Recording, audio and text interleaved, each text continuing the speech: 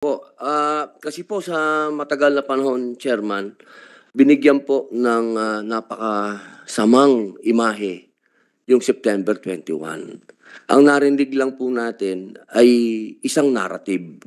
Alam niyo po, Chairman, sa mundong ito, dalawa dapat ang narrative na naririnig natin. Kung narinig na po natin yung isang narrative, okay. Pero wag naman natin isuppress yung isang narrative. Yung isang narrative po ay itong martial law ay nakapagdulot din po ito ng pagliligtas sa ating bansa na tayo po ay maging communist country.